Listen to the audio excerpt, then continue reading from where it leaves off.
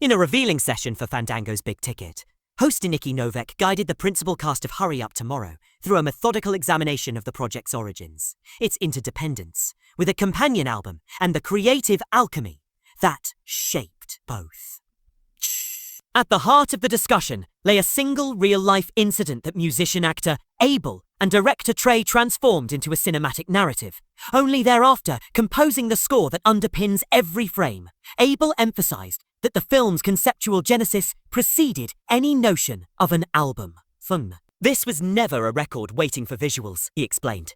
From the outset, the creative team approached the material cinematically, scoring music to picture rather than the inverse. The Genesis story underscores an investigative emphasis. Hurry Up Tomorrow is not a standard soundtrack accompaniment, but a unified audiovisual experience, whose musical and visual threads were woven together Transitioning from live musical performances to helming his first feature role presented Abel with fresh challenges. Drawing on his recent, unannounced appearance at Cinecon, he detailed the palpable uncertainty that precedes a surprise set. In an empty auditorium, the performer confronts a silent threshold. No one has paid to see him. Such unpredictability, he noted, can be more daunting than a planned gig, yet it also delivers raw audience feedback. The solitary spark of a single enthusiastic spectator can ignite an entire performance, just as unexpected applause can recalibrate a scene's dynamics on set. Central to Hurry Up Tomorrow is the figure of Annie, portrayed by Jaina. From Jaina's perspective, Annie's very essence is defined by mystery.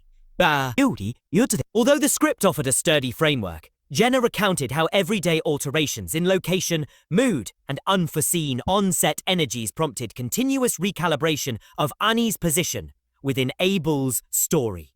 This fluid approach bolstered Annie's enigmatic quality, ensuring that viewers remain uncertain of her motives and origins, a deliberate strategy to sustain suspense. Under Trey's stewardship, the production cultivated an atmosphere that prized exploration over rigid adherence to preconceptions. When a scene failed to resonate, cast and crew collaboratively re-examined character relationships, often leading to impromptu rewrites. Such flexibility demanded trust. Actors had to expose their personal vulnerabilities, and the director had to foster an environment where risk-taking was safe. The result was an intimacy rarely achieved in conventional filmmaking, propelling both narrative coherence and emotional veracity. Annie's relationship with Abel constitutes the film's emotional fulcrum. Jenna characterized her role as the sole individual capable of unreserved compassion toward Abel, yet he struggles to recognize or reciprocate that devotion. This tension, she explained, drove her performance to a point of confrontational urgency. Annie repeatedly challenges Abel to confront his own emotional blind spots. Beyond performance, Hurry Up Tomorrow benefited from Abel and Trey's shared cinephilia. In their conversations, titles such as Ingmar Bergman's Persona, Scorsese's Raging Bull, Lang's M, Meat Audition, Burton's Beetlejuice, and De Palma's Possession surfaced as creative touchpoints. These films informed the project's tonal range, oscillating between introspective drama and moments of unsettling surrealism, while preserving an original narrative identity. The project's emotional apex rests on the recreation of the actual incident that inspired the story. Abel admitted that revisiting the event on screen proved the most challenging aspect of post-production. Initial cuts transported him back to the genuine moment of crisis. Yet this personal truth, once dramatized, became the film's cornerstone, lending authenticity that mere invention could not achieve. Complementing the narrative, the album serves as a parallel conduit into Abel's mindset. Scenes that might appear self-contained in the film carry additional subtext when paired with corresponding lyrics. For example, a climactic confrontation on screen is mirrored on the record by a song articulating the character's innermost turmoil, while comparisons to Prince's Purple Rain arise. Another musician's dual medium project, those involved emphasize that Hurry Up Tomorrow forges a distinct path. Its ambition lies in synchronizing film and music so precisely that one enriches the other without redundancy. Preparation for such a fused endeavor proved exhaustive. Jenna described immersing herself in Abel's compositions throughout the shoot, either through on-set playback or by revisiting music videos en route between locations. This regimen ensured her portrayal of Annie remained tethered to Abel's creative vision, granting her insight into the emotional landscape her character inhabited. Intense material and tight shooting schedules typically stifle genuine connection among cast members. Yet participants noted that the vulnerability demanded by their roles accelerated trust. What often becomes a ritual of detached professionalism instead evolved into a compact community of artists openly exchanging personal anecdotes and emotional revelations. By the final wrap, many lamented the prospect of reassigning photographers or costume designers to future projects, an all too common reminder that cinematic alliances are often fleeting.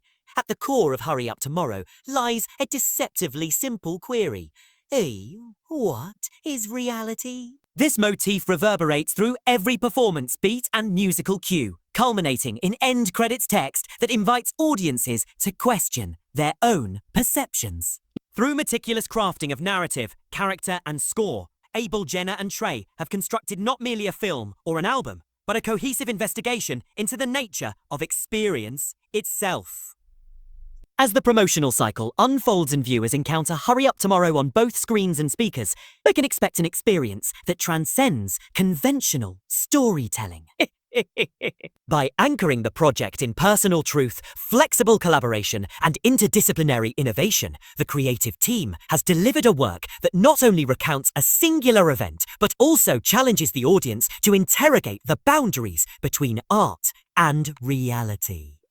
Beyond performance measures, the visual language of Hurry Up Tomorrow further reinforces its investigative ambition. Director of photography, Maria Chen employed a carefully calibrated color palette, muted blues and stark contrasts during moments of introspection, vibrant ambers when characters verge on emotional revelation, to mirror Annie and Abel's shifting internal states. Framing choices, too, oscillate between tight close-ups that trap the viewer in a single character's perspective and expansive wides that underscore their mutual alienation. In doing so, the cinematography never merely decorates the story. It interrogates it, asking viewers to decipher which images represent objective reality and which are shaded by personal bias. Complementing these visual strategies, sound designer Rafael Ortiz wove diegetic and non-diegetic elements into a cohesive auditory landscape. Ambient street noise or the clatter of a coffee cup often bleed seamlessly into the opening bars of a song from Abel's album, blurring the line between on-screen action and the character's psychological soundtrack. These transitions are neither arbitrary nor decorative. They serve as subtle clues that invite the audience to question when they are witnessing literal events and when they are inhabiting a character's subjective experience. The rhythmic interplay between image, dialogue, and score thus becomes an additional layer of evidentiary material for viewers to unpack. The editing suite became another arena for collaborative exploration.